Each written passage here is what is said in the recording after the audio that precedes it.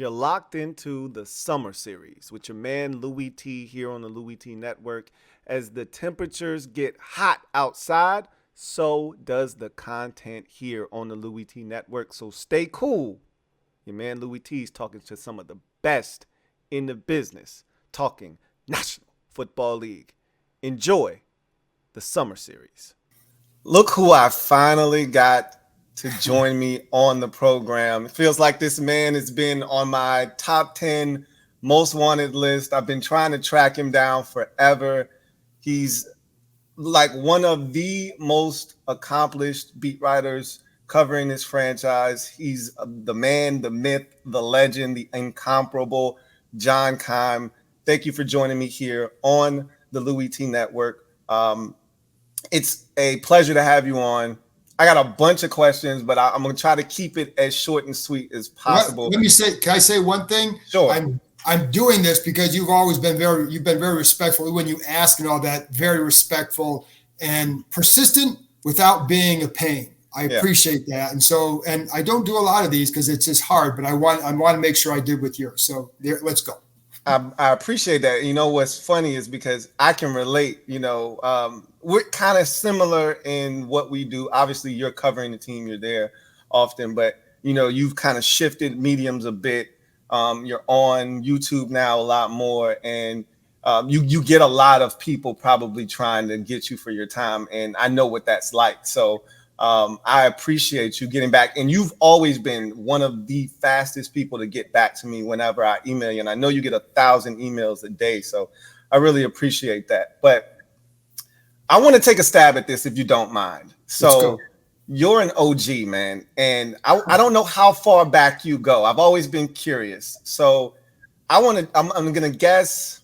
I saw a picture of you, and I don't know when this dates back to, but you had the nice bomber leather jacket on. Oh, yeah, I think you were with Mitch Tischler, not Mitch Tischler. Snyder? No. It wasn't. Snyder might have been in the picture, but it was oh man, why am I blanking on Rich Tandler. I think you were in the picture with Rich Tandler, I believe. And I said, man, boy, John looks in rare form. That was some prime John. Looked like you were probably off your third regional grill master championship. So I'm gonna take a stab and say your first year on the beat, 94. Oh, good job. Yes. It's Heath Schuler's first year. I came in with Heath Schuler. What a run. Wow. So that was Norv's first year. Yeah. Two best players were probably we signed Ken Harvey and Henry Ellert. Henry Ellert, yeah. Both of them were very good. Ellert was great. I think he was awesome. He's one of the more underappreciated receivers in the NFL to me. Mm-hmm. I felt like he was borderline Hall of Fame, but man, those 17, 18-yard dig routes, money. Man, he was good. He was awesome, man. Yeah. Wow, those were some lean years. I want to ask you this, though, before we get into more present day. When you first jumped on the beat, we were 3 years removed from the Super Bowl, 2 years removed from playoffs with Joe 1.0, and we were still viewed as one of the preeminent franchises in the NFL at that time. What did you think you were signing up for when you got on the beat in 94? What was the vibe like when you first got here? Oh, I think there was still belief that the organization was still going to be a highly relevant one in terms of wins and losses, right? And it's still relevant for a lot of other things, but for wins and losses, because, yes, the experiment with Pettibone did not work out. Right. It was a franchise that needed a makeover, but a lot of the key people were still involved in the organization. So, and then they had Heath Schuler, and, that was his first camp. And so, as we know, with rookie quarterbacks, especially high picks, comes some element of hope. So but because there were a lot of key decision makers still around, the belief was that, hey, and then like Norv was, I was just about to say, the guy that he was the high coordinator then, right? Yeah. From the Dallas, situation, right, and came with the stamp of approval from everybody there, and so because of that, like you still thought, okay, this is going to still be a very successful franchise. it's just in a revamping stage, right? Or as Right. Dan Quinn likes to say, recalibrating. Recalibrating, So finding our that was the north. vibe. Right. But yeah, that was the vibe at that time. You know, how long did it take you to realize that, oh my God, they're not going back to the days of glory, but this is really going in the wrong direction? When did that reality hit you as you were covering the team? So I would say, like, even when Norv was here,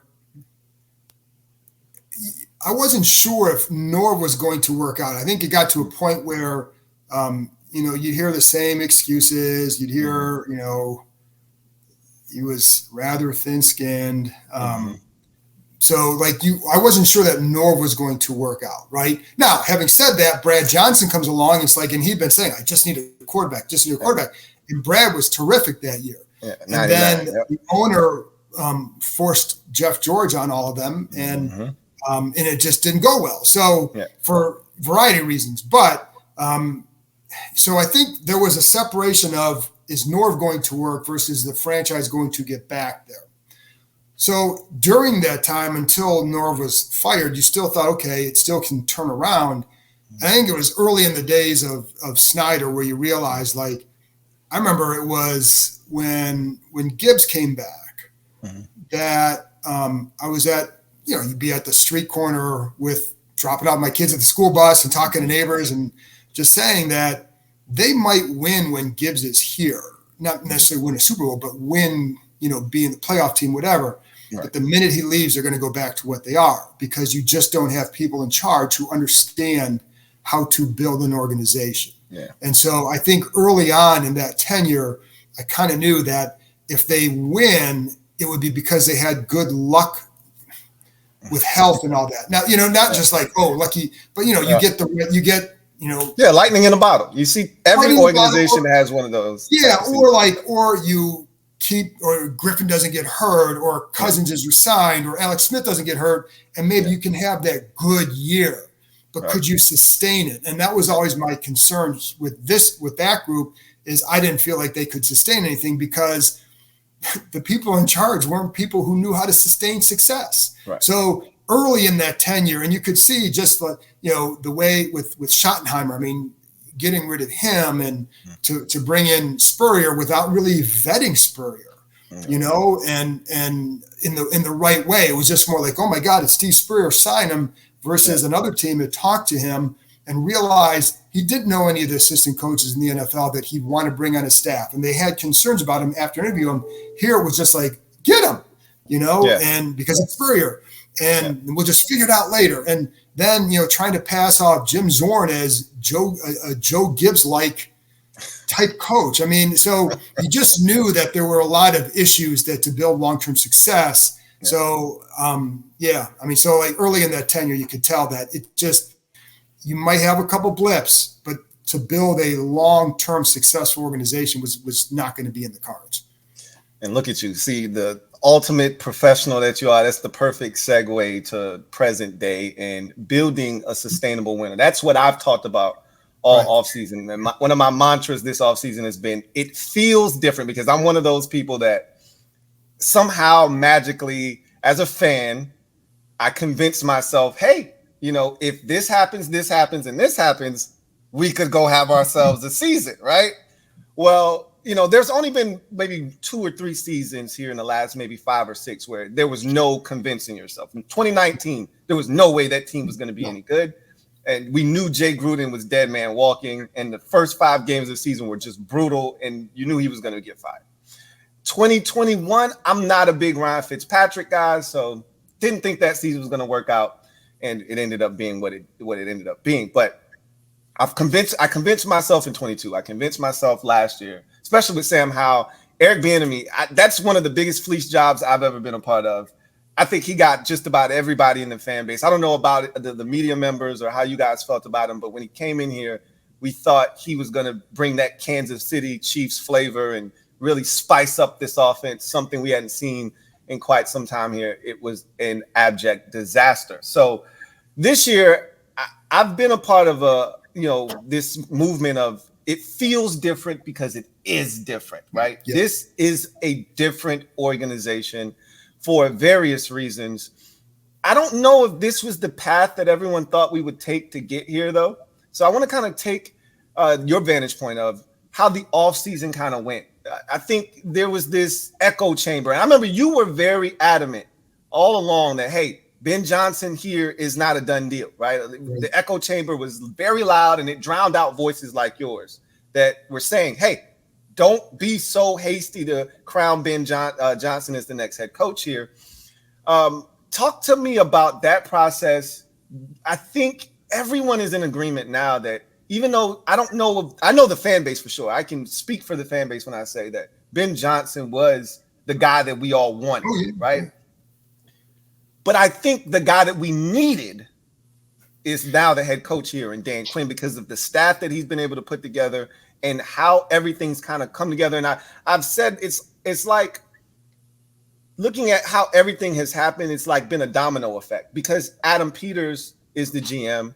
You get a guy like Dan Quinn. Because you get a guy like Dan Quinn, you're able to get a coach like Cliff Kingsbury, right? And you get Joe Witt Jr. with him. Because Cliff Kingsbury is here, you get a guy like Zach Ertz. Because Dan Quinn is here, you get Ken Norton Jr. Because you get Ken Norton Jr., you got a guy like Bobby Wagner to come here, right? So you can see how those dominoes fall. Talk to me about this offseason and how everything kind of fell into place and how it wasn't necessarily the straightest path, but I think it got us to the destination we needed to get at. Well, I think you kind of took a lot of words out of my mouth there because exactly what you said that I'm going to say this, and I said this on my podcast the other day. I don't know what kind of head coach Ben Johnson will ultimately be. I don't. And this is not to disparage him. He might be very good down the road. I don't know, like whenever he's ready for that opportunity or accepts that opportunity. But what I feel safe in saying is I don't think you would not have gotten the same level of energy from the building that you do with Dan Quinn right now. Right. Now, what that means, we'll still see. I'm just talking about the pure energy. And I think that place needed that energy. Mm-hmm. You know, I think you needed to develop something where people feel really good about going to work. And I think that's one of the things they did. I feel like they've done a really good job starting the process of building for the long haul. Mm-hmm. I don't know what it's going to mean for this year. Like, right. I can sit here and say, I think Jayden Daniels made a strong first impression. Mm-hmm. I can say, like, you know, Bobby Wagner, really good sign. This thing, that thing, the draft class. Well, I don't know what that means for now, right? But I do think the approach is the right one for the long term. So you have to separate the two. And it's funny because, as you said, sometimes you say things and people don't always hear the entire sentence or read the entire paragraph. Like, yes, I think they're building well for long term. And some people are like, oh, we're Super Bowl this year. Yeah, right. No. There's a 2024 and then long term. I think the long term they've gotten a good start, and obviously that plays into this year. But they might only be maybe they only win 7 games this year. Yeah. But I still would say the long term approach right now to me is the right one, and I think it goes back to exactly what you said. Like, you know, Dan Quinn, whether or not he ultimately is the best coach here, I think has injected life in this organization, and just with all the assistant coaches he's hired, it's not just if just one guy has the energy. And it's not like nobody ever had energy here before. I mean, clearly the enemy had some. It just was not always a positive energy. Right.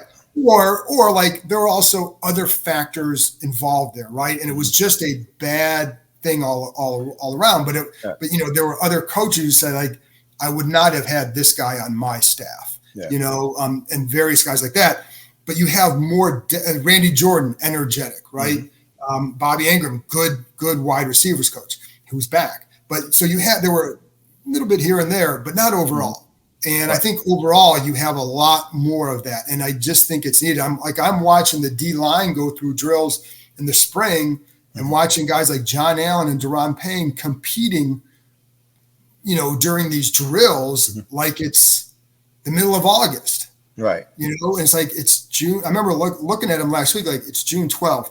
And these are guys, it's hot out. You got the helmet on and it looks like you're having a good time. Right. You know, you don't always see that. So I think it's to your point. It's the Rolling Stones song. You don't always get what you want. You get what you need. Mm-hmm. And again, Ben Johnson I understood the reason, the desire for him. I love his offense.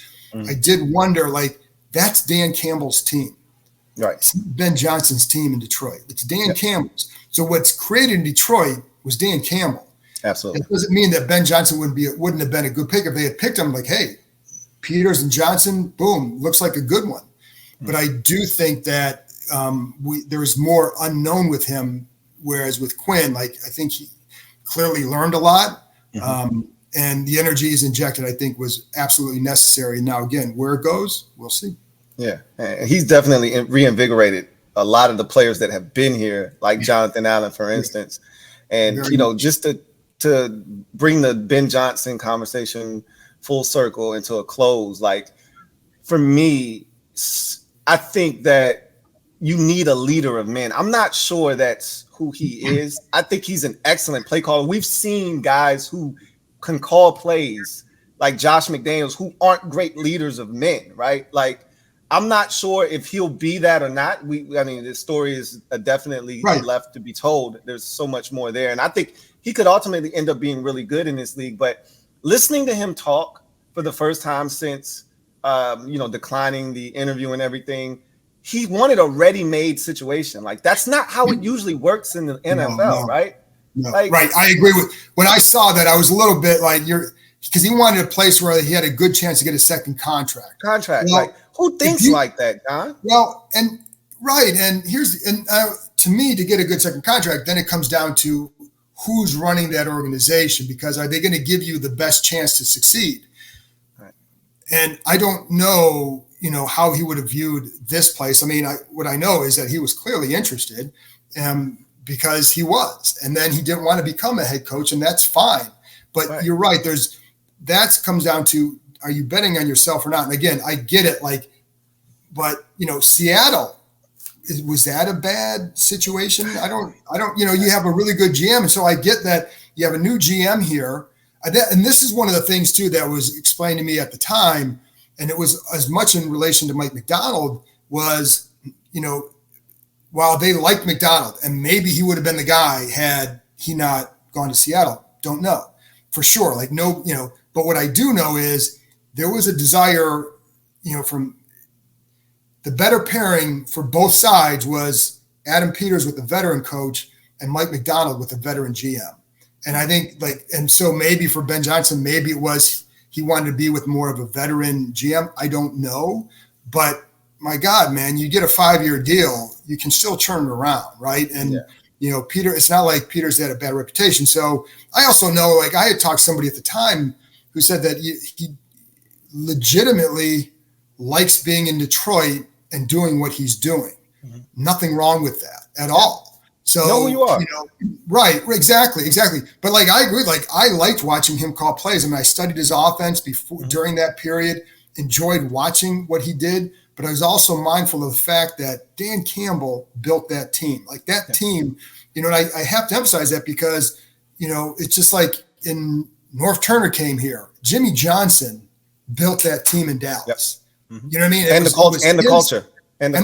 Exactly. When I say team, that's exactly right. And so Dan Campbell built that culture, and they have a tough, hard-nosed offense, man. I like, it's not just it's a tough offense. But again, I feel like but the point of that is we don't know what he would have done. And maybe he'd be a great coach. Don't know. But I think there was this assumption that by too many that it was a slam dunk and he's going to be this next. We don't know that. Like, I've heard that about a lot of guys in the past. Josh McDaniels, another one. Now, I will say, like, that was one of the questions about Johnson was can he be that kind of leader? With McDaniels, I never would have hired that guy. And I certainly wouldn't have given him a second chance. Adam Gase is another one. Same thing. Right. I would have never hired him twice. I never understood any of that. Right. Because you get an endorsement from Peyton Manning doesn't mean you're a good head coach, right? Like, that was crazy to me. And here's, when this team has had a lot of offensive head coaches and they haven't done very well. What you need is a good head coach, period. Yeah. Whether it's and now I get why you want that with a young quarterback to pair him with the system and all that. I get that. But you don't just hire an offensive guy because you have a young quarterback. You hire the best head coach who's going to build a staff that can withstand a departure, right? That's right. So, I mean, even if you have a head coach who's like, you still need to have a coordinator and a guy working with the quarterbacks closely. So even if those guys left, you're going to still have a change, right? So just not the system. But I think they're in a good spot. So one of the things you do an excellent job of is not jumping to conclusions, right? One of your things is you like to speak in terms of facts and what you do know, right? Right. One of the things as a fan is you don't deal with facts a lot of times. You deal in emotion, right? So right. I'm a fan of our team. I know that. Right, absolutely. And so you understand how fandom works, and I've been the one that's tried to speak reasonably about this upcoming season, because I think one of the mistakes Ron made when he came here was he asked the fan base to forget about the past and just focus on now, right? You can't ask a fan base to forget about 20 years of abuse and just give you the benefit of the doubt. That doesn't work. And I love it. Go ahead. If I can add to that, because I agree with that. And I had conversations with him basically saying that, just private conversations, like you can't, like you have to understand what they've been through and why they are the way they are. I said, it may be, whether right or wrong, you're coming into a job with 20 years of this stuff. Yeah. So you have to understand that. And I think it was hard for him to accept that at times, but I agree with you. And I did tell him that. Yeah, I'm glad you did. You tried. I mean, I don't know if that was that Cal, too smart for his own good thing jumping in there or not, but that was one of the things I thought he really didn't understand very well. And Quinn, to his point, to his credit, he came in, even the shirt thing, right? He understood the assignment, understood that there's a heritage here, a legacy here. He knew what he was doing. He knew he was going to get slapped on the wrist, but I thought it was something that he did knowing that it was going to galvanize the fan base and get him some, build up some equity within the fan base. But when you talk about this team and this season, you talked about the long-term approach, and that's how I kind of view this. The fans get sucked into the Texans last year and CJ Stroud and first-year head coach with DeMeco Ryans, and they see, them win the division, win a playoff game, and now that window's enormous because he's in a rookie contract, so they go out and they trade for Stephon Diggs. They give a big, massive deal to Danielle Hunter, and they're in a position to try to win now, right? And a lot of fans kind of fall victim and prey to that. But I contend, and a lot of what I based my predictions for the offseason with were, what did Adam Peters do in San Francisco? What was he a part of, right? And I think the process is more like that, right? That first season, they were awful in San Francisco. I don't expect us to be that bad. Detroit was awful their first season with Brad Holmes as the GM. You come in, you're going to turn the roster over. Washington has the highest turnover rate of any team in the league right now in terms of their roster. New head coach in Dan Campbell. It's going to take some time. I don't expect us to be that bad once again, but I don't expect us to be the Houston Texans. What a lot of people don't understand, Nick Caserio was already there for 2 years before the new head coach. He was already building something there. You drop in quarterback, get the right head coach. As you mentioned earlier, got to find the right head coach. And you can have one of those seasons and see if they can build upon that. I'm more realistic. I think it's a 7-win type season this year. And that's an improvement. And depending on how it looks, obviously, I've been a part of 7, win seasons as a fan where you start off 6-1, right? And then you end up with 7 wins, and that doesn't feel good, right? But no.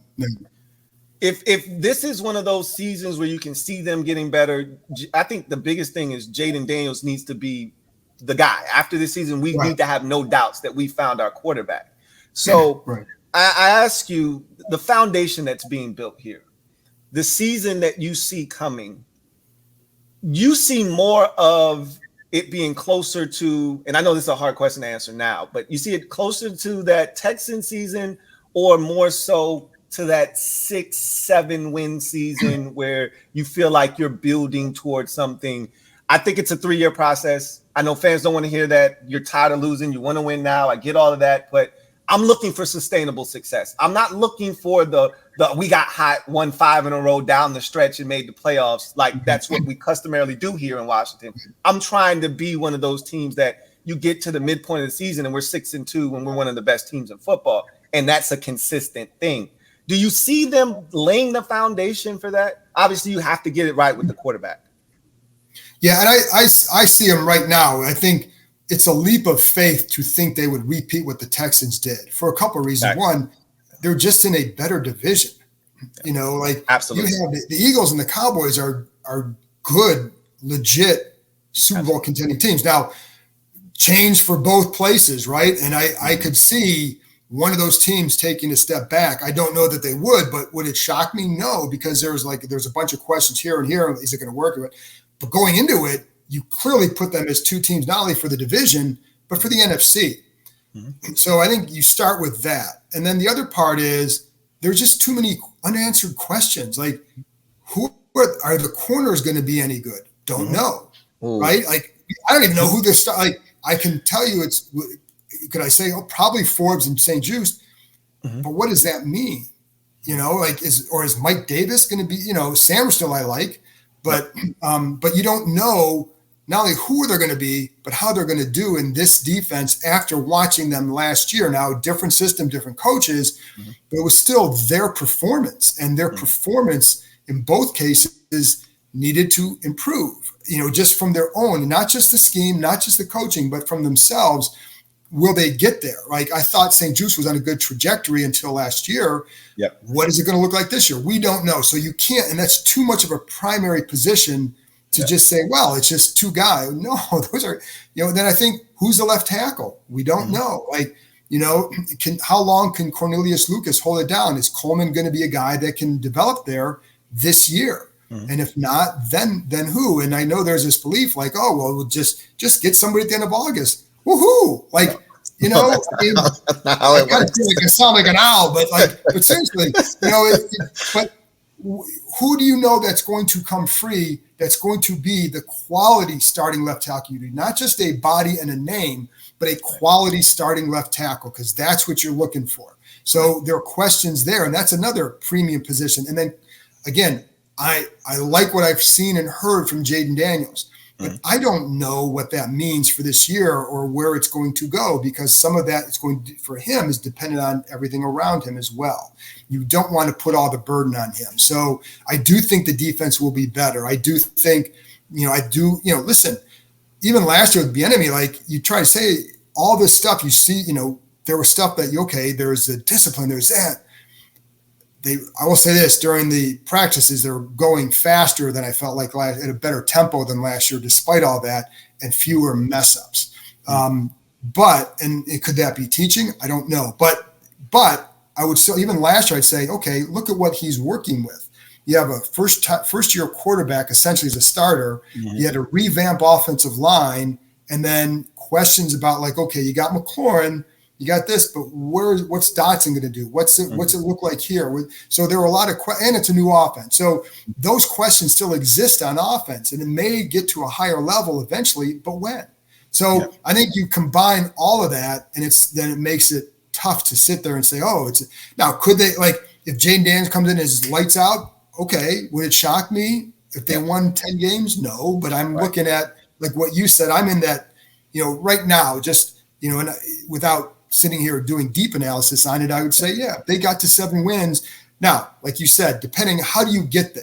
You get there because of steady improvement, or are you in games when you're not getting your butts kicked against the Chicago Bears at home, whatever? You know what I mean? Right. If you're not like having those really bad losses, and are you pulling off a good win or two?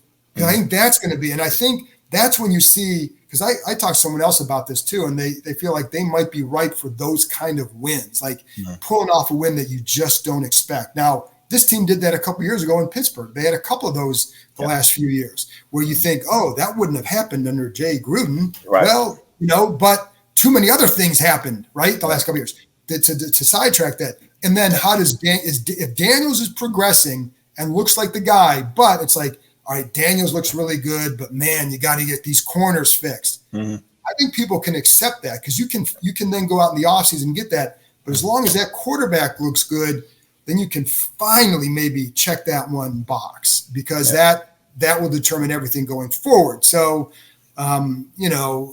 I mean, I'm not sitting here anticipating, well, if Jayden Daniels doesn't work, maybe Sam Hartman is Brock Purdy. I'm not looking at like that. Jayden Daniels got to work. And and everything I've seen and heard from him so far has been very good. And I keep saying heard because, you know, I think it's just different with him. And again, how good he'll be, I don't know, or when, but that's a good place to start. So if he progresses, you know, and they win 7 games, like, okay, you got your guy. Now you got to fix this spot and this spot, or maybe you got to get another receiver because, you know, Dotson is still just that 45 catch guy. I don't know, you know, whatever it is. But, you know, but if he comes out and plays lights out, you know, that's, you know, CJ Stroud set a high bar that very few have ever reached. And so I think you have to keep that in mind when looking at this team. Yeah, your Buckeyes needed that bad too. You needed one of those guys to come in here. Oh yeah. Well, yeah. And that was always, you know, it's funny because, like, you know, how many schools produce a lot of quarterbacks? Now LSU now has had 2, but they're 2 different coaches that had them. They just had openings. They transferred there and they worked out. And but yes, I mean, they were terrible before that. Before those 2, before Burrow. I mean, they were awful.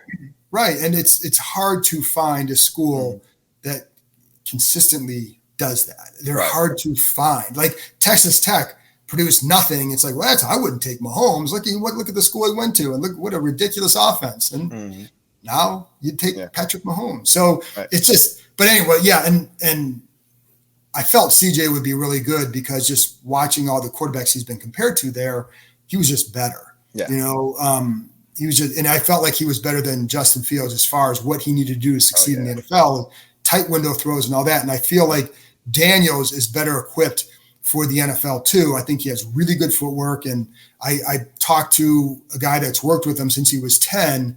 I'll play that on my podcast probably next week, but who talked about like the footwork that he has that hasn't been really seen yet on different drops. And so like, I think he can elevate his game still as a passer, but he's a good passer right now. And that's where I think that's the separator is, you know, people have heard this a lot now, but he's a quarterback who can run, not a running quarterback.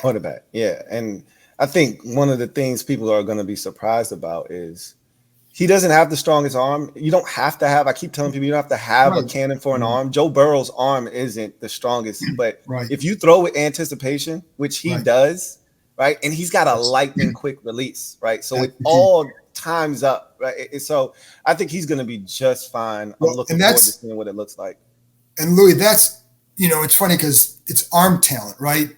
Teams talk more about arm talent than arm strength. And arm talent is exactly what you said, the compact release, you know, and you know, like I said this one time, people got annoyed because like they thought I was comparing to Kirk Cousins. I'm not. Cousins had arm talent.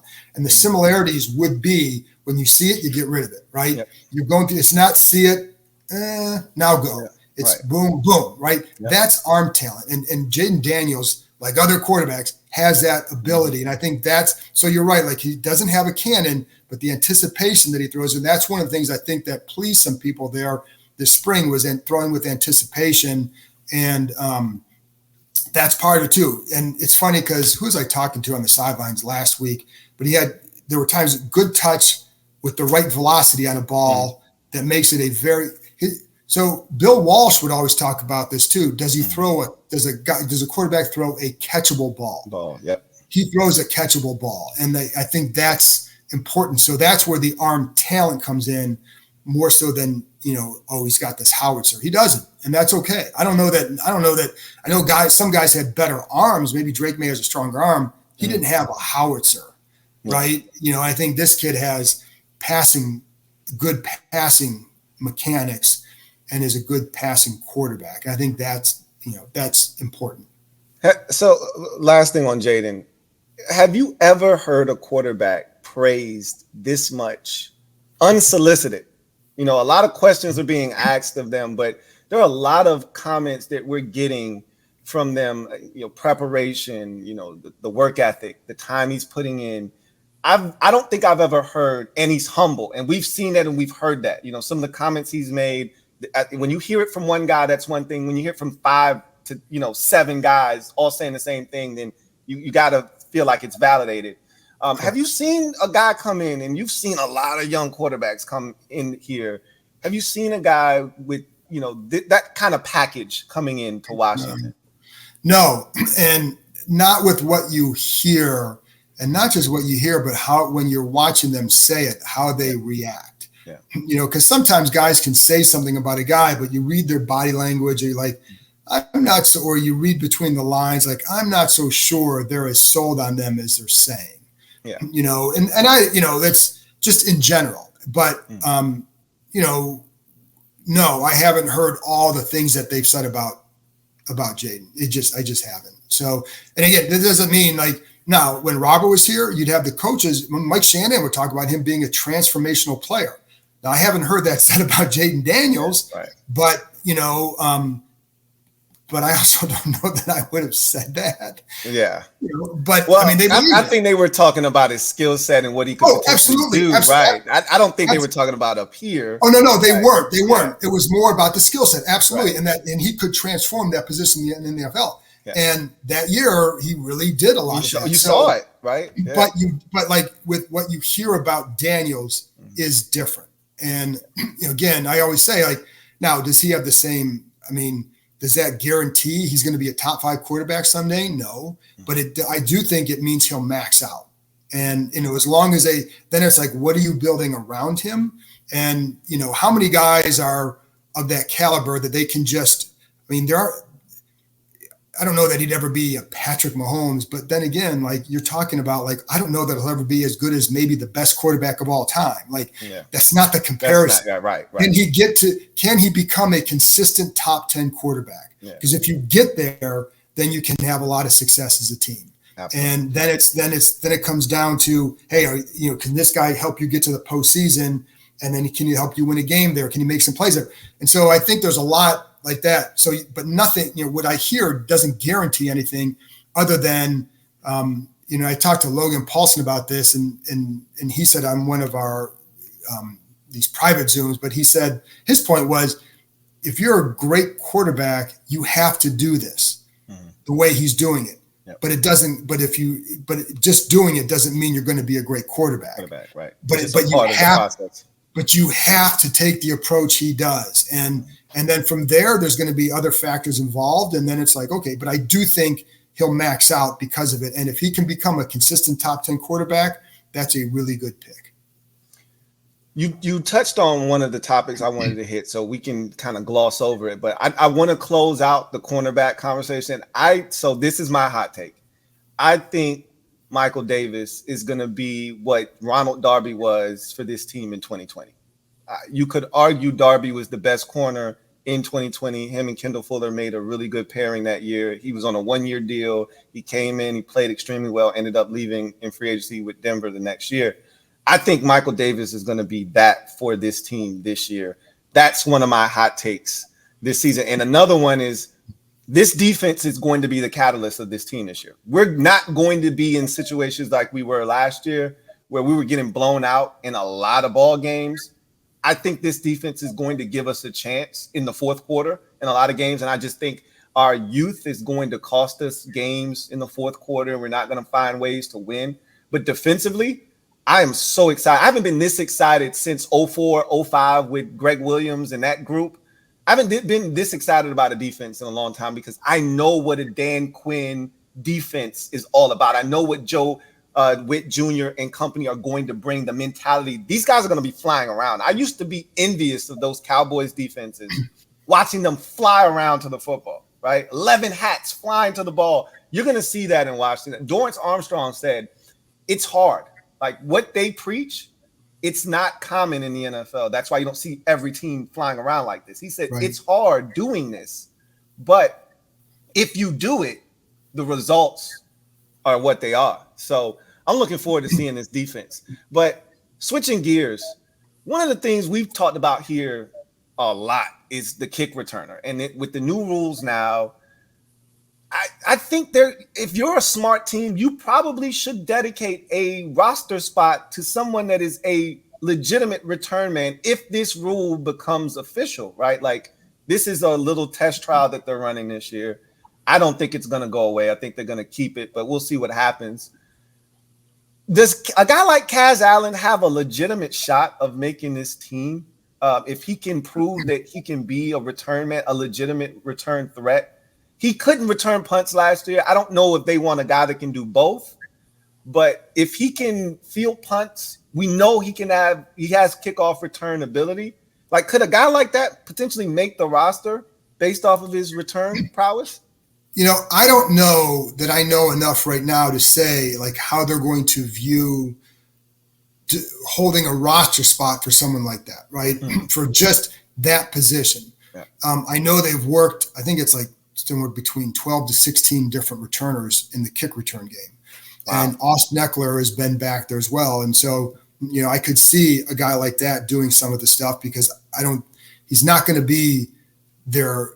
He's going to split duties with Brian Robinson, right? So I could see them using him. And I would like to see, personally, I think he does a good job cutting and setting guys up. And I think that's something, and it becomes it's open field, but it's not open field like a punt return, right? Because it's kind of weird to see a little bit, but I do think there's a lot of influence blocking, and then you can set a guy up and influence the blockers too, and then cutting back or whatever. Yeah. So I think he does that pretty well. So I don't know how Kaz Allen would do with that for starters. Like, he's been paired at times with Eckler back there, but usually when I'm seeing it, it's Eckler returning it because that's who's getting it. But let's see it in the game. And I don't know, like, how much has he developed as a receiver to then warrant a spot? I think I don't know that I would see someone just doing that if that's the only thing they could help you with. Yeah. That's a hard one to see right now, but I think there's more. I think there's just more to learn how you're gonna handle that role, and on both sides of the field, right? But I will say, like, I felt like watching Kaz Allen this spring that he had developed more as a receiver, certainly better than last year. I mean, last year his hands, he fought the ball a little bit. He wasn't very consistent even in practice. And you saw that in some of the games, and that's why he didn't make it. But I think he's going to have to still show something there. And then but I do think, like, his skill set, he is quick. He's quicker more than he is just a speed demon, right? And I think that will work well in that to get you at least to the 35 or so, right? So I guess that's a long answer to say maybe. I don't know, because I think there's just still more to learn as to how it looks then in a game and what's the most effective way to attack that in a game versus just watching guys field it in the spring where nobody's going to hit them. It's like, okay, like, he set him up there and he cut over here, like, all right, that's good, but it's a spring. There's no tackling, right? So, I think that's what we need to see before you can go, before you really know. But I do kind of like, Sammer still was back there too, and I felt like he cut pretty well. But I think he's got toughness from being that slot corner, but I think good running ability from having played receiver. So, so I think there's still more to be learned on that one. I listen to special teams coordinator Larry Izzo talk about, some of the different things that have come up. And one of the things he talked about was with this new rule, you could potentially put offensive linemen back there to block, right? Like backup offensive linemen. Have you guys seen that at all? Have you seen them? Not really. Okay. No, because I think, and that's why I say I think there's still more to be learned. It's a lot, there's some linebackers, tight ends, whatever up there, because I think moving your feet up there is going to be key.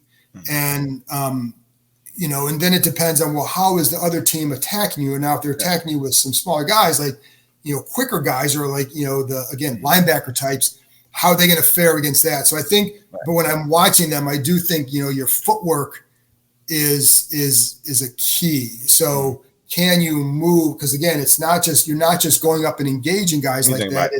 Right. They're running now. You're kind of influencing, so you better be able to move your feet, and they're cut back. You better be able to move with them, right? Yeah. So I think, but I'll be, but yeah, like I said, I think I didn't devote a ton of time to that, analyzing that this spring because, but I do think I did watch enough of it to see like what could be the key here and how would somebody attack. And so if you have But if you have an offensive lineman who can move their feet well, like I think Brandon Coleman's a big dude, but he does move his feet well. Now, if he's not starting, could he help you there? Maybe.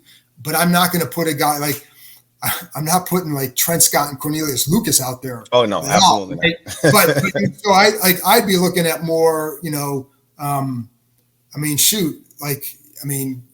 guy like, not that I do it, but like Jamin Davis, would he be good up there? Because he's a bigger guy who can move his feet. Right. So I think those are the kind of guys that I look for, but we'll see. I mean, I think that's, like I said, it's one of the more interesting things to watch this summer.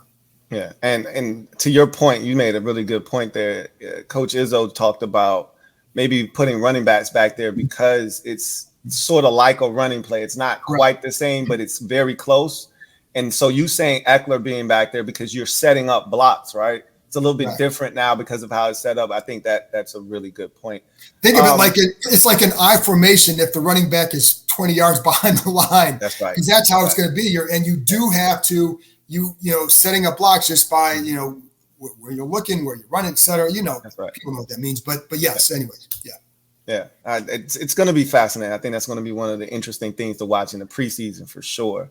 So I've been asking a couple of questions throughout the offseason. One of them is, what are you most confident in right now? So if I ask you right now, John, you've been out there this spring, you've seen the offseason work. What's the one thing going into training camp that you're the most confident in? And conversely, what's the thing that you're least confident in? I think I know what you're going to say for least, but I'll give you a chance to answer heading into training camp. Are you talking about just from a position group standpoint? Mm-hmm. I am. Okay. So I'm probably most confident in it's going to sound funny, but where the linebackers are at. And that's not funny, John. That's what everybody's saying right now. It's just crazy from where we've come, right? We couldn't buy a linebacker for years, right? And it's the depth that's been created there. Mm-hmm. Just a warning, there is a number 51 who's going to be out there, but it's not male. So people right. But I do feel confident in that group enough that they're trying Davis as an edge guy, right? Yeah. So I really like Frankie Louvu. And I think, so I think I feel most confident about that group and what Wagner is. I don't know how much Wagner has left. I do think he can help this team, with what he has remaining, whether as a leader, but also on the field. Yeah. I do think there are going to be some questions about like we're covering tight ends and all that. Yeah. I like where the safeties are at. I'm a big Quan Martin fan. I think Jeremy Chin was a good addition. I also, and to the defensive point, I know I'd still stick with the linebackers, but I do like what they're building up front. And I do think that, I think it's going to matter that it's, they don't have the caliber of a Montez Sweat or what people hoped Chase Young would be. Yeah. But I think the way they coordinate the rush will be better. How much difference will that make? And how much, does a guy like Louvu play off that? So I think that to me is where, but then the biggest question, obviously offensive line, because we don't know what it's going to look like now. That doesn't mean that I think it's going to be bad, because I like what they've done in the interior. And I really like Sam Cosmi finished really strong last year. So I like what they have in the interior. And Biotish, solid center. Allegretti, I think he'll be pretty good, but we haven't seen him in a full-time starting role. Right. So we, to assume that he will be is wrong, but I do think he fits what they're looking for, right? But the problem that I have too is you look at 2 years ago, only one starter is back, and that's Cosmi, and he's actually in a different position. So it's just the continuity up front and the chemistry that you have to build takes time. So I point that out just because that's how much change has gone over in 2 years. Yeah. It's hard to build. I don't care if they had, and I've said this before too, but if they had drafted a couple guys in the first round this year as a guard and a tackle, it's still going to take time. You have to get away from the names and look at the reality of a situation and to build chemistry, to build that cohesion. And, the best lines work together. The Hogs were not the most ultra talented group, but they worked the best together. And they catered around their strengths, right? So, can they do that? How long does it take to get there? Because you're right. The defense has to be the bedrock of this team, but the run game is next. And so, can they get there with them? So that's going to be the thing to see. And it doesn't, and again, like, how does the scheme help them? How does play calling help them? Like, you cannot understate the importance of both factors when analyzing a front. Now, I know. Preach, John, preach. But eventually, that left tackle is going to be left one-on-one with an edge rusher and has to win. Right.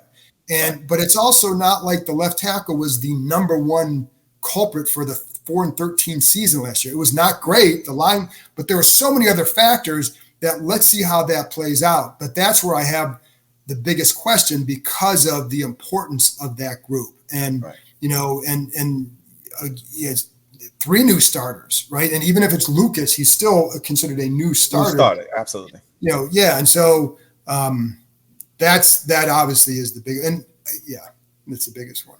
And I mean, I don't think any of us love the right tackle either, but I mean, you got what you got. And as I've been saying, you can't fix everything in one offseason. No, you can't. Telling everyone. Right. And again, what does it look like? Because again, sometimes he's going to get beat, and sometimes he opens up too much on some of those rushes, which allows the inside rush. Like we've seen that. That's not a coaching thing. That's an Andrew Wiley thing. He's got to be better. But then again, like I said, what is the scheme impact? The scheme cannot correct everything. But man, I'd watch a Shanahan scheme. Now this is not that, but you watch Shanahan scheme with some of the linemen they had. Like you just take that group and put them in a different system, and they look dramatically different. So. We don't know, like, I'm not assuming anything right now. I want to see it and see the impact before you really know. But we can all have our guesses. And you're right, like, Wiley has to be better than last year, period. Cosme is the one guy that I feel really good about because I felt like he was really strong last year. And I also like that he's got like this big bushy hair and the big beard. He looks like a guard now. If he went back to tackle, he'd have to shave his hair and his beard to look like a tackle. But he looks like a guard. He looks the part now. Got a caveman look. Great points. All great points. Things that I've been harping on all off season. I talked about, like, one of the problems I had with Bieniemy last year is he didn't help the offensive line, right? How many slants did we see? We talked so much about the screen game. We didn't run enough screens last year. We didn't do things to help the quarterback, help the offensive line. We didn't run the ball enough. That's a whole different, discussion for another day. But there are things you can do. I just think about the 2012, Shanahan offense and how they helped Robert out. But more importantly, they helped that offensive line. Like, that wasn't a great offensive line that year. That's what I'm talking about. Like, that system helped them out. And then the other thing with that system too, and the guy that I really enjoyed watching was Alfred Morris and how well he set up his blockers. Like, that guy was a really smart running back. And, I know that the zone read helped him, right? He also helped himself tremendously, and the blockers. So, like, just his patience on some of the cutback runs and all that was just tremendous. And you need to have that as well. And I think, like, can you develop that? Because the running backs have to help them, and then the receivers have to help the running backs by being better blockers than they were last year. So I think, like, it all works together for sure. But I always felt like Morris did a great job with that, and I enjoyed talking to him about that and enjoyed watching him run because you could see, like, oh shit, he just set this guy up and he gets this guy to string out and now he's cutting back, but he knew I'm stringing him out because I know I'm cutting back. He was smart. All right, 3 quick questions and I'm gonna get you out of here. I really appreciate your time, John. I got another thing in about 3 minutes. Let's go. Okay. All right, quick, rapid fire. 1, does Dyami Brown make this roster? I think so. But I got to go back to the blocking. I think because one thing is, there's no reason to necessarily cut him. He's got speed. Coaches love speed. He can block. So I think, and they've been using him a lot in the spring in some of those first groups to see what they have, right? So I think I do believe he will as of right now. I haven't seen any reason to think he wouldn't. And I think he plays really good special teams too. That helps. Yeah. 2, when's the last time this team had like a situational pass rusher? I'm excited about Dante Fowler Jr. Can you think of the last time we had a situational pass rusher, a guy that actually brought off the bench just to get after the quarterback? Oh man, it's a long time, right? It's been a minute. It's been a minute. So now, and like you could throw, can Jamin Davis help with that as well? Mm-hmm. So because Dante Fowler, that's his thing. But I'm all, I want to see how they work in relation to those two tackles, and then Johnny Newton within there too. And that's what I'm really curious to see how they use those guys up front, all that group. But yeah, no, it's been a minute. I'd have to go back and look at my, some of the past books. Oh yeah, this guy was that too. But yeah, it's been a minute. It's been too long. I just, oh my God, I'm so excited. And then last thing, what's the biggest thing you're going to be focusing on as you head to training camp? Quarterback. As we head to camp, quarterback. Period. And everything is around them. And I'm fast. I like covering young quarterbacks just because there's so much potential for growth. And I love the process of, okay, he did this in this game. What does this mean? It doesn't yes, they may be some bad plays, but what do you learn from those plays? I love that process of watching, can a guy, where's he at? How does he learn? How does he mature off of those mistakes? I think that's a fascinating process. So I'm his growth is everything here because we've seen a lot of other stuff already. We've seen the energy. We felt the energy.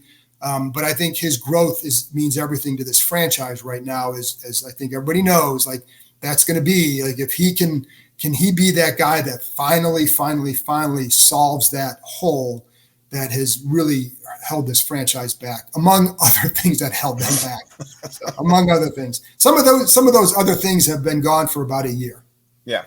Well, we're so glad that those things are gone and now we're moving in a positive direction. John Keim, thank you so much for your time here on the Louie T Network on this summer series exclusive. Tell the people where they can find your work quickly before you get out of here. Awesome. And thanks for having me on, Louie. Enjoyed the chat very much. Obviously, John_Keim on Twitter. You read me on ESPN.com. And then the John Keim Report podcast, a really creative name. But you got Louie T. So I kind of I should have gone with Johnny K. Right? That probably would have been better. But it's John Keim Report, so it's part of Empire Media, AMPIRE. You just go to a podcast, Apple, Spotify, find it there. So there you go. I appreciate it, man. Enjoy it. Thank you so much for the time, and best of luck to you. And hopefully, we got our fingers crossed. This is a great season for all of us. Yeah, it's so much more interesting when this team is where they're at now. It's just I hope for this fan base's sake that they get it right, because I've been here you miss seeing a fan base that's energized. It sucks going to games when there's 50% here and it's not much energy. I'm hoping they can get that back for everybody that's listening, because it's just more fun when this team is good. It's just, there's more energy. Who doesn't like that? Yeah, we're long overdue, John. Oh my God. I grew up in Cleveland. I know about overdue. So yes, you're right. You're 1,000% right. 1,000%. Get out of here, John. Thanks for your time, man. Right. Thank you. Appreciate it. Yes. You too. LouieTeeNetwork.